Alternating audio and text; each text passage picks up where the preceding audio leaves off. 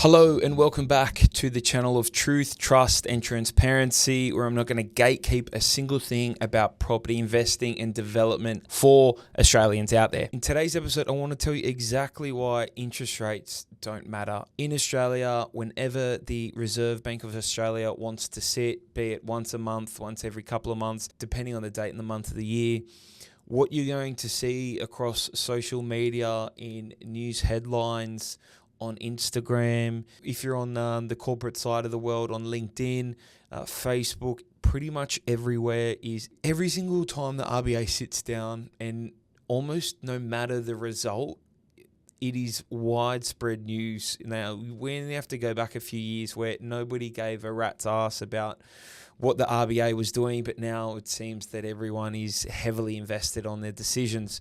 On the 9th of July, the RBA sat down and decided to hold rates, and everyone went mental. Their next meeting is going to be mid-August, where we might have a cut, we might not. Regardless of this, ladies and gentlemen of my audience, I believe interest rates to be nothing but noise. I'm going to tell you why, and everyone puts a massive stress on interest rates. Don't get me wrong. If you're holding properties, multiple, and you've got a lot of debt, obviously it's great news to hear a rate cut. However, what I've found with interest rates is you almost need to be you need to do the absolute opposite of what everyone else does. What do I mean by that? Well, when interest rates are high, everyone gets a little bit scared. The sentiment drops and everyone goes, ooh. They look at the repayments, they look at what it's going to cost them, they look at how expensive it is, and they think, we're going to hold off.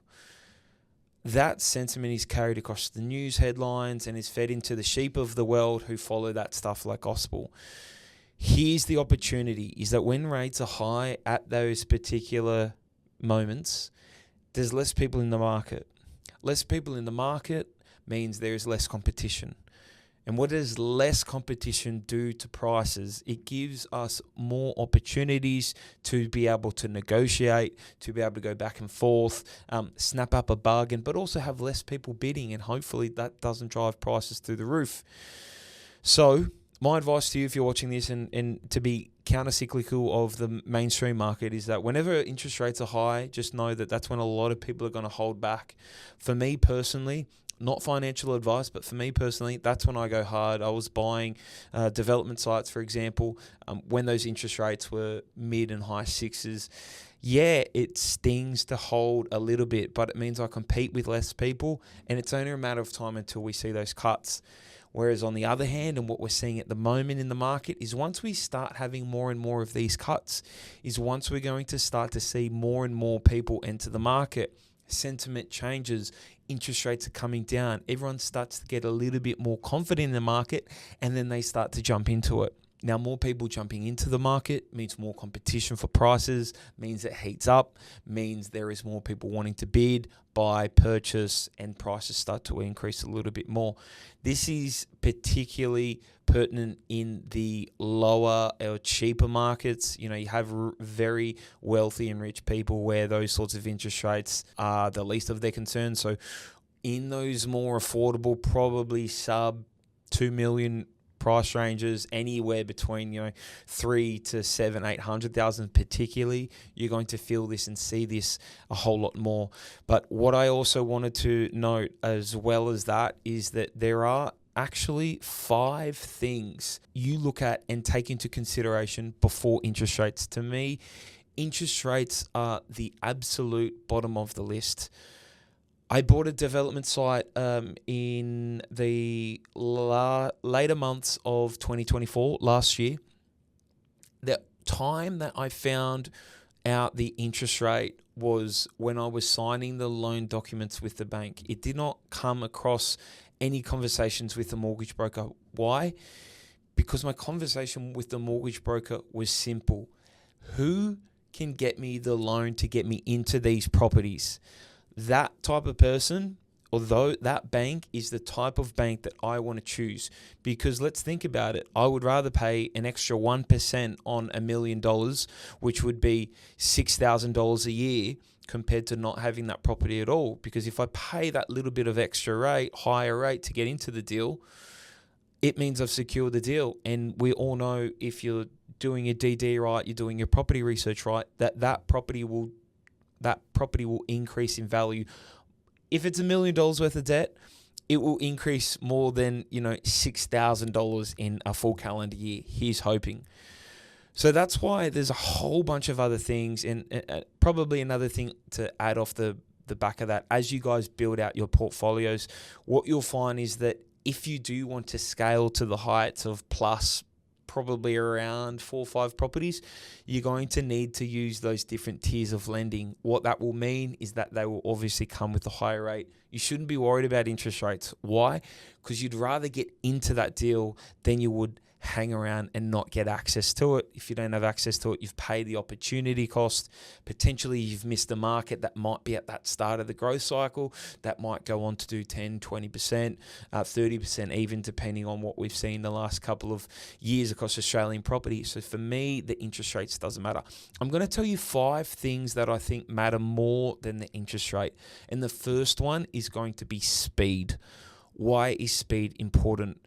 Speed is important because you should always be using a mortgage broker. A mortgage broker is worth their weight in gold. If you think in 2025 that you can stroll into the bank that you've been banking with since you're a kid and get a loan that way, and that's the best way to do it, I hate to tell you, but it's not. I'm not a mortgage broker, but I know a really good mortgage broker is worth their weight in gold.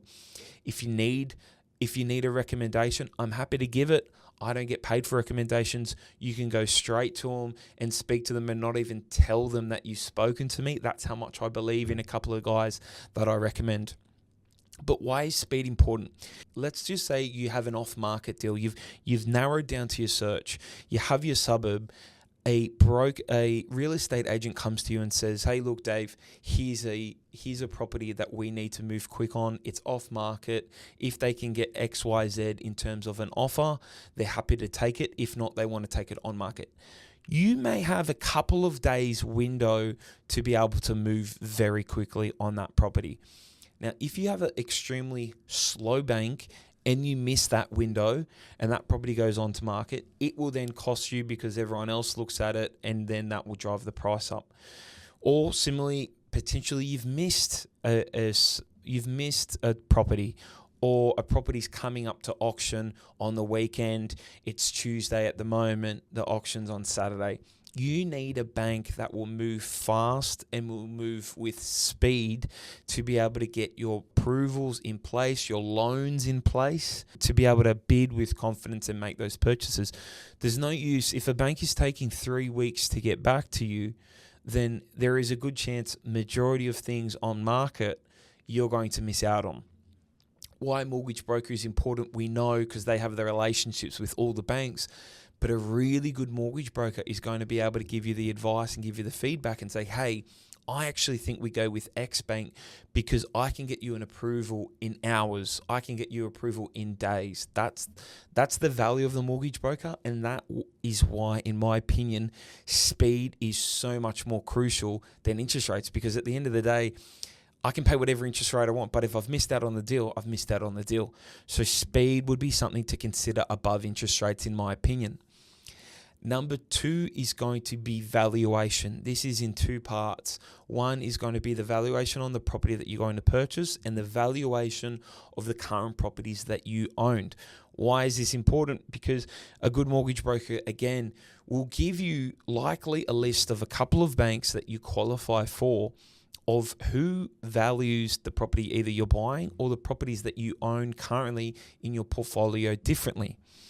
Some banks might value at 1.1, some at $1 million, some at 950. You might even have the outlier at 800, or the other way, you might have the outlier at 1.2. Now, if my loan is at $800,000 and I get a bank coming back to value it up at 1 million, my LVR is at 80%. I may not be able to borrow against that. However, if a bank comes back at 1.2 and my loan is at $800,000, then I have, my friends, usable equity to play with.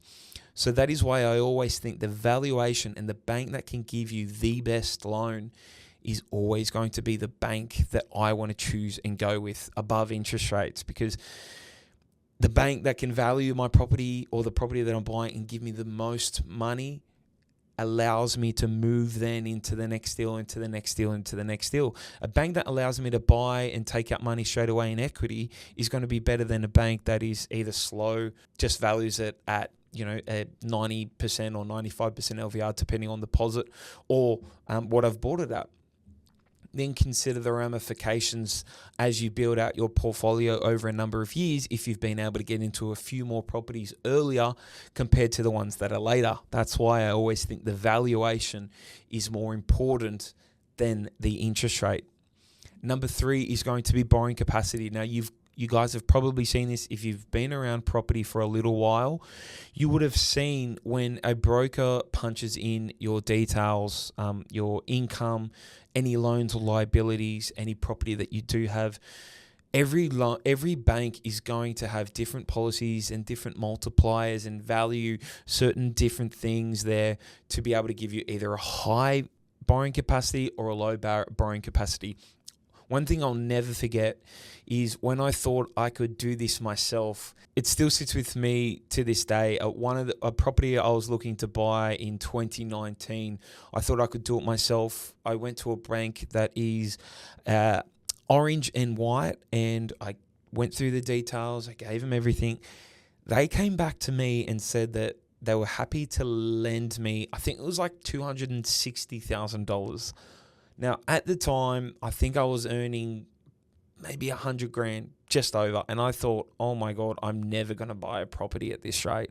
And it was like a slap in the face. And it wasn't until, I went and spoke to a few mortgage brokers and they give you sort of a little bit of a table around what banks will let you borrow what. Did I then understand that I would rather go with a bank that would, let me borrow more money compared to one that wouldn't even let me borrow at all. So if I had two banks and one could say, look, yeah, at that particular time, we'll lend you $750,000 versus the one at $250,000. And the only reason I stay at the one for $250K is because the interest rate is lower. That would be absolute suicide to my portfolio. Again, the opportunity cost, and having went on to, that property to do quite well. I think back that if I would have just stayed and just went, I spoke to the bank, I put my hands up in the air, I missed out on the opportunity. How the ramifications of my entire portfolio, that was in 2019, that particular case. You think 6 years of growth on that particular property, it is crazy to have missed out on all of that. So I'm extremely lucky that I spoke to a mortgage broker. I did that extra level of work, but also why you need to consider a bank that will give you a better borrowing capacity over interest rates. Number 4 is going to be policy and terms. I don't care about the interest rate. I care about the policy. I care about the policies and the terms. Why? The policies and terms are going to change drastically from bank to bank. If you get paid a bonus, there are some banks that will take your first year. There are some banks that will take the average of 2 years. There's some banks that will shave it. There's some banks that won't. There's some banks that will shave rental income to 80%. Some will do 90%. So there's all these different policies with different banks. That's why when you have a good mortgage broker that assesses your current situation, how you earn money, your income, that's why you want to be able to partner up with someone that will say, look, I think we should go to Bank X because their policies suit you. You want to be able to leverage their policies the most.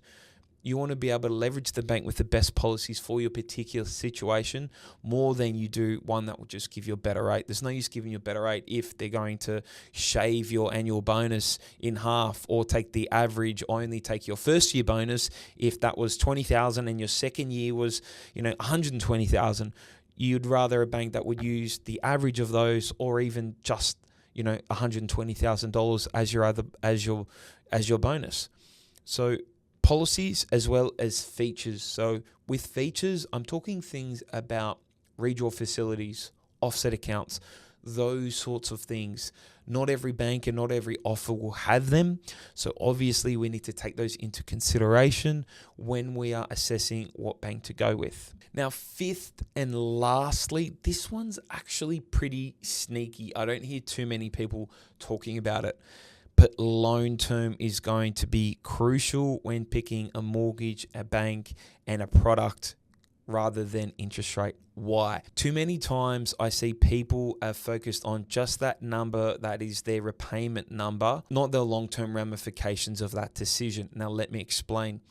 If you're 5 years into a mortgage and you want to if you're 5 years into it, let's say an interest-only mortgage, and you want to refinance, you need to look at the loan term of that new facility, because that could be, your mortgage broker could be refinancing that into another facility for 25 years, which will mean you need to pay off that particular loan in 25 years. So your loan repayments will be higher compared to if that loan term is then refinancing to 30 years, which means you have 30 years to pay it off, which means your repayment is going to be longer.